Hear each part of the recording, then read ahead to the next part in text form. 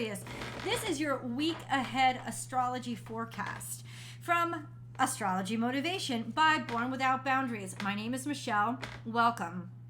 What you can expect in this video is me going over the major planetary aspects and transits that are going to impact you, Aquarius, and your natal sun. Now, how do I know where your natal sun is located? I don't know. I know it's an Aquarius because you're showing up here. But where exactly it's located, you would have to check your natal chart. And what I mean by that is what degree of Aquarius does your sun sit on? And your natal chart will definitely tell you that. And you can grab your natal chart off of the internet on many different websites that will give you a free natal chart. All you'll need is your birth date, your birth time, and your birthplace. All those things can be found on your birth certificate. Call up mom. She's got it. She's got the information. Now, I'm going to start really broad. Those things that are going to impact pretty much everybody. And then we'll narrow it down to Aquarius. And then we'll get really specific into how things are interacting with your specific natal suns. If you were born between 0 and 9 degrees Aquarius, let's say. I think that's a better division of it. 0 and 9 degrees Aquarius. You guys are Aquarius 1 because your natal sun is somewhere in the first decan or group of 10 degrees of Aquarius. If you were born sometime between 10 and 19 degrees Aquarius, 19, 20, somewhere between there, you guys are in the second decan of Aquarius because your sun is somewhere between those degrees. So you guys are Aquarius 2, and then Aquarius 3. If you are born in the third, you are born in the third decan of Aquarius. If your natal sun is somewhere between 19 and 29 degrees Aquarius. So for dates, dates vary actually because the sun goes into Aquarius on different dates in different years, and it leaves on different dates in different years. But generally speaking, the first decan of Aquarius are those Aquariuses born in January. Pretty much, if you can go like that, and then beginning of February till about February maybe 10th is Aquarius 2s, and then February 11th to the 19th or 20th, if it's a leap year, I think it's more days, right, is Aquarius 3. So in and around there, but go more by the degrees if you find that in your natal chart, all right? This week I'm actually really happy to say that Jupiter is separating from Chiron. It's like our growing pains are finally, we're growing into them. We're finally settling into our new skin and liking it, accepting it, and seeing how it's actually maybe opened up a lot of opportunities for us. The growing pains themselves are starting to subside as Jupiter separates itself from Chiron and enters the last decan of Aries. And we will talk about how that is going to affect a specific group of you as we get deeper into this reading. We've got to talk about you guys, Aquarius, and your ruling dignitaries. And I count your traditional ruler Saturn as well as your modern ruler Uranus. I think that this always going to impact you. Both of them are. Uranus was really just, in terms of human history, recently discovered. So there is that sense of course, Saturn still has an impact on you. There's still a relationship there. So we're going to go over what Saturn is doing. Saturn is doing wonderful things. So really good news. Saturn this whole week is in a grand water trine, which started last week, and it's a trine between Saturn, Mars, and the South Node, which essentially is harmony with what you can do, with how you can act, what the energy that you have and what you can do with it, harmony with it. You know, the South Node is the things that are easy for you, the things that you're talented at. Mars is how you take action, how you do things, how much energy you have. And Saturn is how serious you take things, how mature you are. So this is a sense of a real solid maturity and understanding about what you really can do in life and finding a way to appreciate it and be appreciated for it. This could be a great opening and expansion of our careers, of what we can do, of what we're capable of by correctly applying our energy and skills that we now are so comfortable with. Saturn is also going to be, I have it always written down, guys, always written down. Saturn is also going to be sextile the North Node. So whenever a planet is trine to the South Node, it is sextile to the North Node and vice versa. Sextile to the North Node just means that, once again, there's opportunity. There's opportunity for growth, maturity, and to apply ourselves and our talents and skills to new opportunities, to new challenges that we're actually getting along with and that are agreeing with us and opening doors for us. This is actually a really productive time in terms of Saturn and how Saturn energy may impact you guys. And those of you who are in the very last degrees of Aquarius, and Saturn is in the it's at 2 degrees Pisces this week. So it's at the very first couple of degrees of Pisces. Those of you at the very end of Aquarius season, your natal suns are still conjunct Saturn. So all of you are still really profoundly being impacted by that good fortune and that those opportunities this week. So good on you, man. This is a very productive week for you guys. Uranus, your modern ruler, is still in Taurus. I think it's at 16 degrees Taurus now. It's moving along. Most of this week until, I think I wrote down, yes, Tuesday, Uranus is conjunct to Venus. Now, Uranus is always Uranus, but when another planet rolls over it, that energy sort of becomes its focal point. And Venus is all about value, desire, what we want, what we crave, what turns us on, what we're attracted to, the money that we make, the way that we look, our vanity.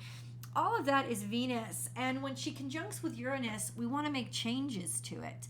And since Uranus is your ruling dignitary, there could just be a glow about you this week. There could just be an energy about you that is very much accepting and confident of the way that you look, especially if you're odd. If you have something different about you, really, really digging it about yourself.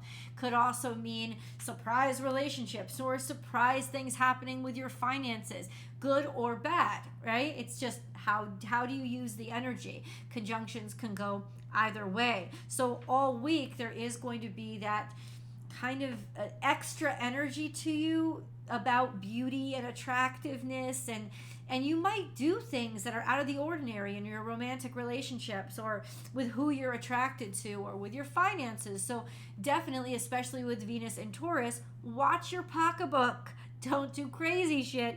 But it could also bring in some really positive and abundant energy as well. So FYI, all week long, Uranus is also going to be semi-square to Mars. That means that there's some sort of stubbornness when it comes to the way of doing things. And Mars is in Cancer, so it could be your family's way of doing things or your family's way of getting things done or the way they taught you how to get things done. Some sort of stubbornness or hookup, catch there. It's like a mini blockage, not a full blockage, not a full square, but something's maybe a little bit irritating and challenging this week, especially coming from your family or your fourth house energy, FYI. Or how you can do things and how you move. Maybe somebody's not, Mars in Cancer is not as aggressive as normal Mars. So it could just be that you're irritated that things aren't moving as quickly or you're not moving as quickly. Maybe your body isn't moving as quickly. Maybe it wants a little bit more rest now. So don't fight the semi-square. Learn from it. That's how a semi-square becomes an opportunity. So FYI. Let's go into specifics now, and I highly encourage you to watch this entire video, not just where your decan is, because especially if you're on the cusp, you will pick up on the other energies. I have heard that comment time and time again from people in the comment section, so it really behooves you to listen to everything that's happening with the total of Aquarius energy and just focus on the specifics of your decan. Decant 1, Aquarius 1.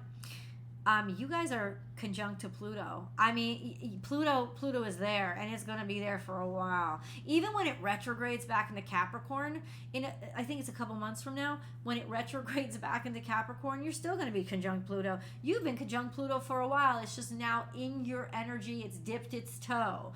So yes, there are dynamic changes happening to your life, and your natal sun is also square to the nodes, which means there's a lot of changes in your life progress, sort of a check-in point for your life progress of how far I've gotten and where do I want to go and what do I need to do to challenge myself more if I don't feel like I've actually challenged myself enough. This sense of sort of a karmic check-in in terms of where you are in life. And then Pluto sitting on your sun, you will be willing to make any changes you need to make to get that done, to make those changes and to not look back with the old crap. It's really a time when you guys will be trimming some major fat off of the stuff that doesn't work for you and you don't need to drag along anymore. Absolutely. Your natal suns are also going to be square to Mercury and the North Node. Mercury, so Mercury and the North Node officially conjunct on Monday in Taurus. So that's when your natal suns are going to be square by Monday. Your natal suns are going to be square to Mercury and the North Node. So just some things that you can't figure out. You're having an issue understanding challenges about what's expectations on you, or all of like challenges on expectations on you, I would say, is square to Mercury. When the sun is square to Mercury, it's almost like a mini Mercury retrograde. There's just this sense of not being able to communicate correctly, effectively, or efficiently. Your mind not really being as precise as it usually is. From Monday through, I would say, the rest of the week. And by the way, this week covers March 29th through April 4th. It's on the it's in the title. It's also on the thumbnail. So basically through the rest of this week, through April 4th, I would say this to you. This is not a good time for a test. This is not a good time for an interview. It's not a good time when Mercury doesn't stay in any position long unless it retrogrades. So, and it's not retrograding right now, though we're due for one. Mercury square the sun basically is not a great time to interview, take a test, or do any important communications. And if you have to, definitely leave yourself extra time. I know sometimes we're working and we can't just say, hey, we're not going to do it, right? So there is a sense of give yourself more time and take more outside advice. It will definitely help you. Definitely ask to go over things more than once. And the nodes are direct, which is interesting because that means there's big changes in life choices and life direction. The nodes are rarely direct, but they are on the move, moving to their new homes of Aries and Libra. That's going to happen this year. The nodes change signs about every 18 months. So ultimately, I think it's kind of really important for you guys, especially since you have all this interaction with Pluto and you're square to the south and north node. The nodes going forward are like there's big changes. There's like big pushes. When the nodes go forward, it's like there's big pushes toward that new direction, toward you'll feel that your life has changed, that your life is going in a different direction, that you want to go in a different direction. So there's big pushes that are actually tangible for you. So just be on the lookout out. And your natal sun is quincunx to Mars. So ultimately there's just this sense of not being able to get things done right now and getting very frustrated. Could even frustrate you to the point of you feel more agitated this week, you feel more angry, you feel more upset, and you might be willing to take more risks or do more stupid things. So because you're frustrated, calm yourself, ground yourself, breathe. You're just feeling rushed right now because of this energy, and it's better if you bide your time and help to slow yourself down. FYI. Aquarius 2. Your natal suns are actually experiencing a lot better. Your natal suns are sextile to the sun by Saturday. So by Saturday of this week, I think that's March 30th or 31st. I don't remember. But by Saturday, the current sun is going to be sextile your natal sun. There's a lot of opportunities there. A lot of opportunities when it comes to, because you're courageous, because you know where your heart is, because you have more confidence than you usually do. There's opportunities to be seen, noticed, and people pay attention to you. So by this weekend, that's really, really helpful energy for the rest of that week into the week after. You're also sextile to Chiron, which you have been for a while, which means there's opportunities for you to grow by painful lessons that you've learned, and you've probably already been experiencing that. But then we have sextile to Jupiter. Now, Jupiter is at the very end of the second decan, and by the end of this week, it'll actually edge into the third decan. So almost kind of say goodbye to Jupiter pretty soon, but take advantage of it. When your natal sun is sextile to Jupiter, this is the luckiest time of your life. Just fucking go. It's lucky. You are lucky. You are fortunate. Knock on luck's door. Take the chances you normally would not take. I don't necessarily mean with your physical self, but just in life, there is a sense of optimism and fortune and abundance about you. Follow your curiosities, follow those instincts, and let yourself believe. This is a great energy for you. And then there's a square to the Venus conjunct Uranus, but only until Monday. So square, which means there might be some tension or might be some hiccups when it comes to weird, strange hookups or weird, strange desires butting heads with the way that you feel comfortable, whether it's how you feel or it's how somebody else feels. This sense of it's going to cause some interference. Think, what can I learn from this? How can I take this obstacle and turn it into a lesson? But there will be some headbutting there. It will definitely impact you. It'll definitely, you'll definitely feel a little something when it comes to Venus conjunct Uranus. You'll feel strange, weird, a little bit rebellious. You'll want to take chances or be attracted to who you're usually not attracted to. So you could surprise yourself this week, through most of this week. Just an FYI. Aquarius 2. Now, Aquarius 3. Here we go. Those of you who are born at the very, very, very end of Aquarius season, so that's on the cusp of Pisces, you are conjunct to Saturn. You still are. You will be for a while, because Saturn is at 2 degrees Pisces, and it's going to stay there for a while. So ultimately, there's an authority about your sun, a certainty about you, a maturity about your sensibilities when it comes to committing yourself to something and really focusing on your career. That's, like I said, conjunctions offer opportunities to take this energy and focus it and do something with it. So definitely do something with this level of focus, patience, and tenacity that you have now. By the end of the week, by April 4th or Tuesday, you guys will be sextile to Jupiter. So luck and fortune is about to enter your realm of the sky. Opportunities that will open up and be bigger than you ever imagined are going to come to you. And those of you who are at the very end of Aquarius season, who your natal sun is also conjunct to Saturn, this is huge breakthroughs in career, huge opportunities by Tuesday of next week and throughout the week after. FYI, congratulations. You will get that job. You will get that promotion. Go for it. Take the chance, because yes, they will notice you. They will see you. This is a great time to get ahead in that process, especially oriented toward career, because it involves Saturn. There is a square by Sunday. There is a square to Venus.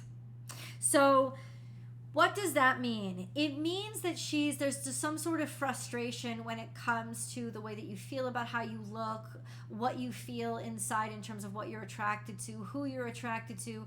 You could have some issues when it comes to be headbutting if you have a significant other, or get into some financial kerfuffles. None of this will last long because Venus moves pretty quick.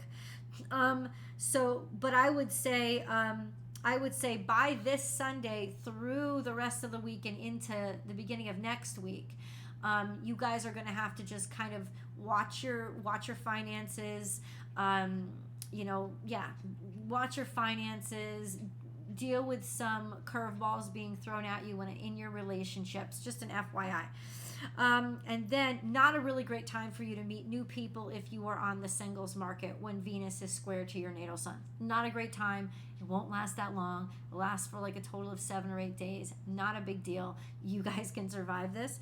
And then by the those of you who are born at the very, very end of Aquarius, your natal suns are still trying to Mars, which means there's a harmony in the way things are done or getting things done or the action that you take or feeling like you can take action or really appreciating the way other people are taking action toward you or toward things that are important to you. You let me know in the comments below how you're experiencing this energy. And please do come over to Born Without Boundaries Tarot to watch your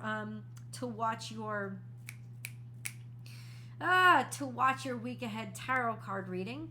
And please remember to subscribe. If you subscribe here, you can join the live chats. When I go live and we discuss astrology all day, there's a sense of a need to join the community, and you'll be able to, if you're a subscriber, join the chat, join the live chat. Please do. I hope to have you there. And that's it. That's all I got for you guys. I love you so much, and I will see you in the videos.